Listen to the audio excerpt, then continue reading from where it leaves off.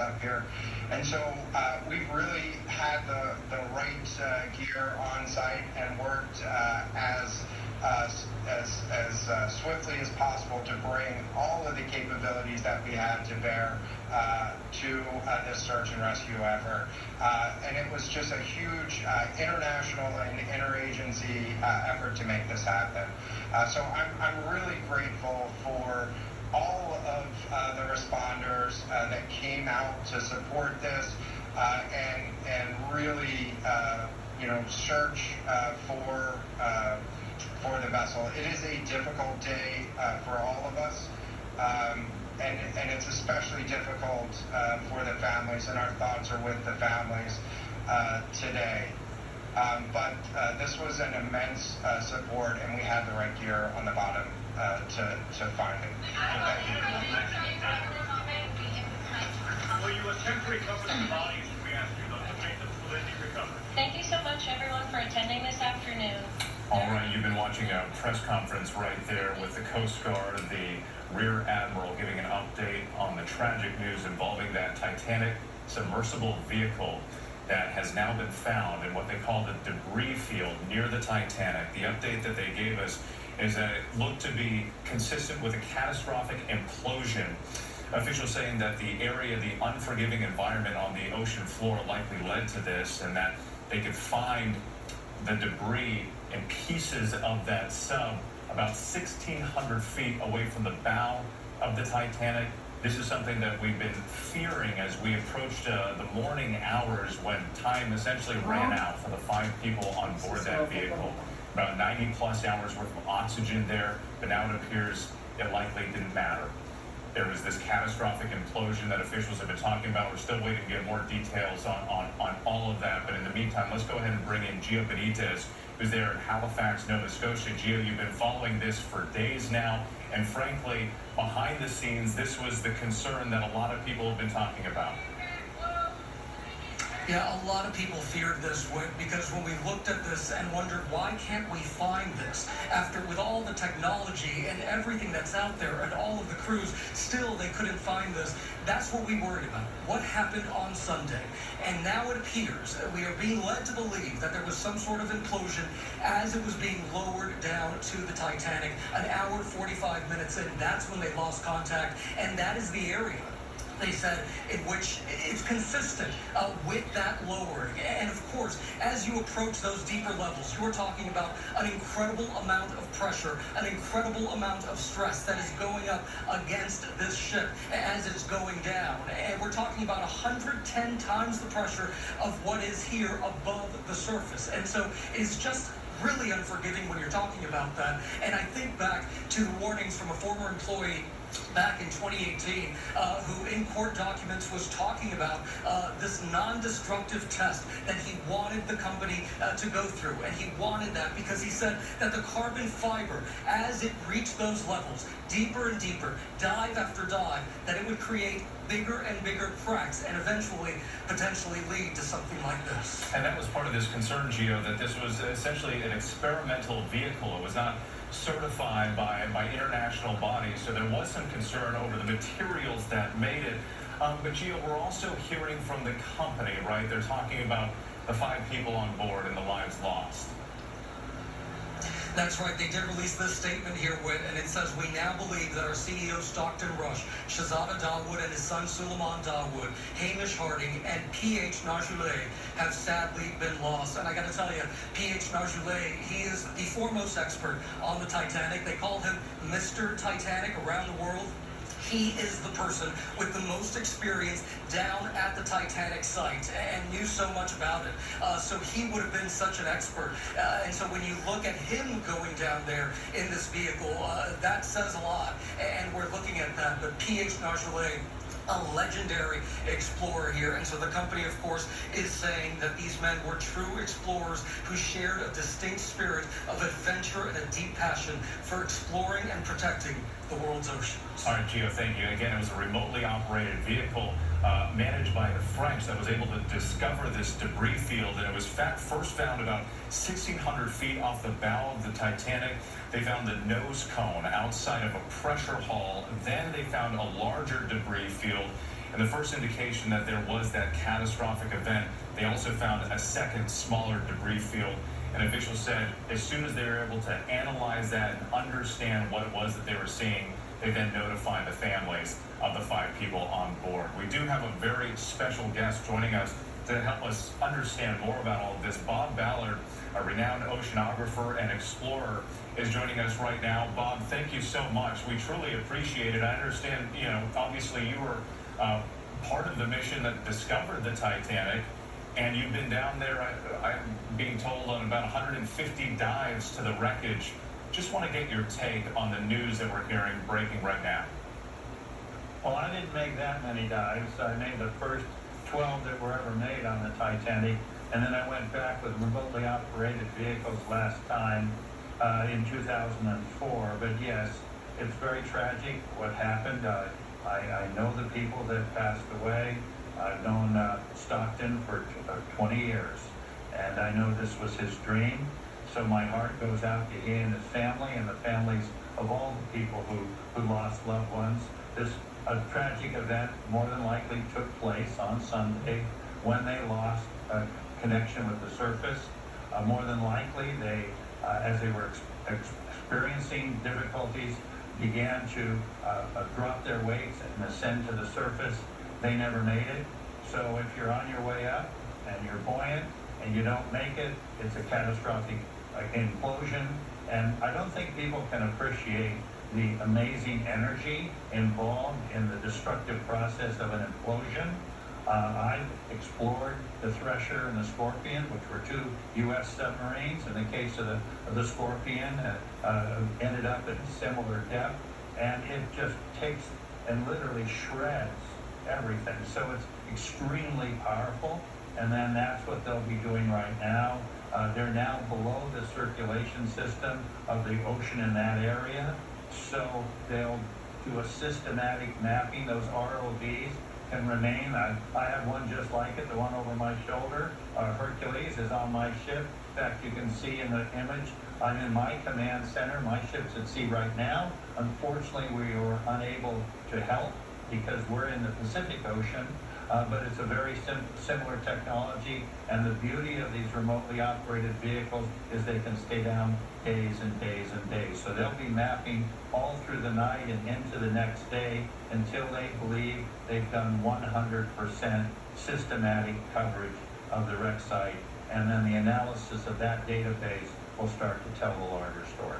And Bob, since you are so familiar with the site of the wreckage and also these other submersible vehicles that go down and explore things like the Titanic, we've been reporting on, for a few years now, concerns over this specific vehicle, the carbon fiber titanium combination that essentially made up the shell of this, for lack of a better word. Did you have a sense initially when you first learned that the vehicle was lost that perhaps something catastrophic may have happened? Well, you have to understand that we began taking vehicles into the deep sea with the historic dive of the Thresher, the Trieste in Challenger Deep in 1960. We've made thousands and thousands of dives with different vehicles, whether they're French, whether they're Russian, whether they're American, and we've never had, ever, in the history of these extreme deep diving programs, ever lost a vehicle. So this is a first. And so you naturally go to, how does this vehicle differ from the vehicles that we've been using for many years? And it did have a very experimental hull, and obviously that hull imploded. And Bob, do you think, given what happened here, that there ought to be an end or at least a temporary pause to this type of tourism to go see the Titanic wreckage while they sort out what happened? Well, again, as you know, I was opposed to taking anything from the Titanic, but I've never been opposed to people visiting, as long as they do it in a safe way. We've gone back. Jim Cameron mounted numerous expeditions there. Again, what's different about a submarine, for example, than an airplane? An airplane, gravity is your enemy. But if you have a deep submersible, buoyancy is your friend. All you have to do when you're in trouble is get light and you go home. And I'm sure they were attempting to hit light and go home, but the hull itself imploded. So that's where you'll see all the energy focusing on any future regulations on safety. But again, I want to point out this has never happened in our deep submergence world, beginning from when we first started in 1960. And again, safer, if you look at our history, it's safer to be in a submarine like Alvin that I spent many years in than driving on I-95. Well, Bob Ballard, we certainly appreciate your insight and expertise in all of this. Again, we do remember 5 people on board, their families grieving, as searchers now try to recover the rest of that debris. Bob, thank you. And speaking of James Cameron, another person closely familiar with the Titanic is the director, James Cameron himself, along with his Oscar-winning movie. Mr. Cameron, I understand you've made a number of dives to the wreckage site, too. Just give us your sense on what you're feeling right now, looking at these images of the shipwreck that you studied so closely, and now hearing that another tragedy has been tied to the same area. Well, I've been down there many times, and I know the wreck site very well, as does my friend Bob Ballard. I've made 33 dives. I actually calculated that I spent more time on the ship than the captain did back in the day.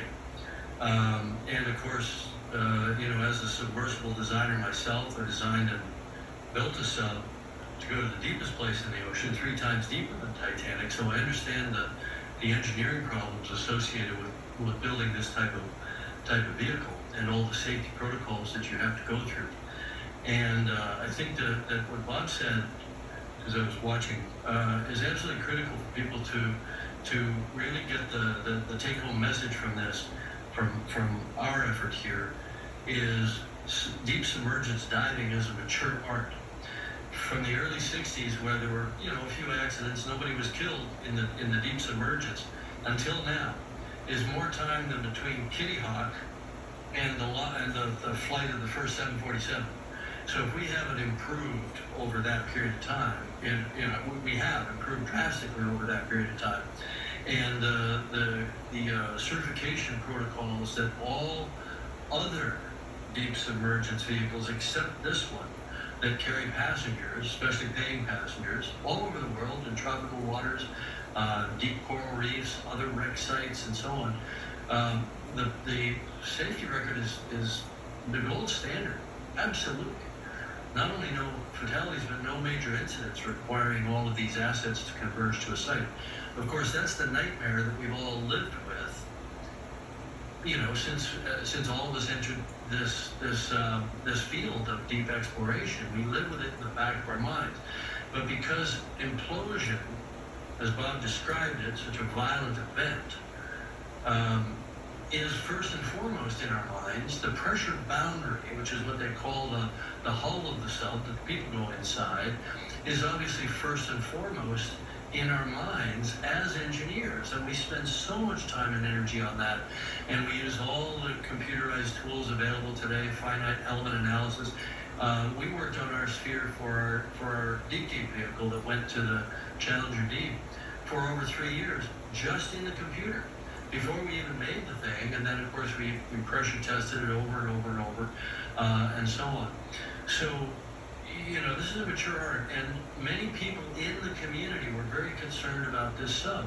And a number of the top players in the deep submergence engineering community even wrote letters to the company saying that what they were doing was too experimental to carry passengers and that needed to be certified and so on. So I'm struck by the similarity of the Titanic disaster itself, where the captain was repeatedly warned about ice ahead of his ship, and yet he steamed at full speed into an ice field on a moonless night, and many people died as a result. And for a very similar tragedy where warnings went unheeded to take place at the same exact site, with all the diving that's going on all around the world, I think it's just astonishing. It's really quite surreal. And of course, P.H. Nargeolet, the French legendary submersible dive pilot, a friend of mine. You know, it's a very small community. I've known PH for 25 years. For him to have died tragically in this way is almost impossible for me to process. It is certainly haunting to consider that comparison to the Titanic and what happened to the 5 people on board this submersible vehicle. James, I want to ask you, though, since you've been down on these dive missions before, we talked about the safety risks. We've reported on the fact that the people on board signed waivers. They knew that this was dangerous and that there weren't very many other vehicles that could come get them out if something goes wrong. How aware were you of those concerns and those risks before you went down? And is there anything that should be done when it comes to safety in the future? Look, it's comparing apples and oranges here. I went with a very proven system when I dove at Titanic with the Russian submersibles. They used very, very well understood design methodologies, and they had an excellent operating record when I dove with them, and they continue to have an excellent operating record, flawless operating record throughout their entire career. I think they're now retired. But I always had great confidence. Now, having said that, I always had confidence in the sub. The Titanic wreck site is a very hostile place. It's a dangerous site to dive. If you think of a typical research dive, you go down and you're really just operating over a bottom. You may be looking for organisms. You may be looking at geology. Hydrothermal vent sites can be a bit dangerous as well. But Titanic, you've got, you know, this 8-story, 10-story high structure with overhanging metal structures. It's a twisted mess. You can get entangled. And entanglement was always a concern of ours, but we dove with a 2-sub system. We always felt confident that if one of the subs got ensnared, you'd still have communication, you'd still have life support, you'd still have power, you'd have another sub there that could help you manage the problem. We always felt that we were on pretty safe ground. This sub had no backup. It didn't have a lot of backup systems, from what I understand, and it was predicated on what I think of as a fundamentally flawed design principle, which is the carbon fiber hull, which when I first heard about a move toward composite hulls, and this was many years ago, even when I was designing my sub, there was another sub that was in competition with us to get to the Challenger Deep that was operated by a guy named Chris Welsh for Richard Branson, and they had a composite hull, and I told those guys, I said, somebody's going to get killed in that sub or in a sub like it, and the DNA of the Ocean Gate sub was in that sub at the time, you know, 2 hemispherical end caps and a carbon fiber cylinder in the center. And I never believed in that, because the way it fails is it delaminates, because you have to have a hull, a pressure hull made out of a contiguous material like steel or like titanium, you know, which is the proven standard, or like acrylic. You know, you know, I have a small equity stake in I think one of the best submersible companies in the world, Triton Submersibles, and they use acrylic for their hulls. But once again, it's a contiguous material, so you can do computer modeling to see how it'll behave. But, you know, this Ocean Gate sub had sensors on the inside of the hull to give them a warning when it was starting to crack. And I think if that's your idea of safety, then you're doing it wrong. You don't, and they probably had warning that their hull was starting to delaminate and starting to crack. Because as Bob pointed out, it's our belief, we understand from inside the community, that they had dropped their ascent weights and they were coming up trying to manage an emergency. And to your point, a warning only goes so far when you have the ability to get back to the surface, or there's a backup vehicle there to come help you out of a bad situation. James Cameron, thank you so much for your time. I would like to bring Bob Ballard back in while we still have him on the line here, because Bob, I understand the wreckage of the Titanic here, it's not going to last forever. What more can we learn, should we learn about that shipwreck, and what can we do as we continue to explore this space in the ocean? Well, the Titanic's bow went deep in. The anchor you were just showing is almost touching the sediment, so it went far in. And what we've learned about the deep sea is as soon as you go in a couple centimeters, it's anoxic. So when we were down, we could literally scrape away the mud and you see a brand new hull. So the Titanic's bow is literally being held together by the fact that it's deep into the mud. And we all have different views. I think the Titanic, the main hull and those main pieces will be there for a long, long time. All right, Bob Ballard and James Cameron, once again, thank you so much. I do want to bring in Sam Sweeney, who's part of our transportation team here at ABC News. Sam, I know that you've been following this very closely. Just give us some final thoughts here on the next steps. Obviously, there's going to be an investigation. They're going to try to look into what caused this catastrophic implosion. But what happens here in the days to come as they try to recover the remaining debris? Where they are going to look at this on the ocean floor first. They're going to document it thoroughly using these professional cameras that will give us details that we may not be able to get once it's brought up to the surface, if they are able to do that. But everyone is going to be looking at the hull here. That's where all experts were concerned all week long when they first heard about this. We're talking about fatigue of this material. Imagine a balloon and you blow it up and then you deflate it and you do that repetitively. Well, eventually the nylon is going to become weak and it's going to pop. And that's what a lot of experts were concerned with this hull and this submersible vehicle when it was being built all the way back to 2018. Yeah, and the question was how many trips down below would it be able to withstand? And we understand it's been more than a dozen trips or so. Sam Sweeney, thank you so much. And I just wanted to reiterate again, 5 people on board believed to be dead in this catastrophic implosion, and the company has put out this statement saying that these men were true explorers who shared a distinct spirit of adventure. And those are the photographs of the 5 people, including a 19-year-old who was there with his father. Our coverage will continue here on ABC News and ABC News Live, abcnews.com as well. And then I'll be right back here with the entire team for World News Tonight and a full wrap-up. For now, I'm Wade Johnson in New York. Have a great day.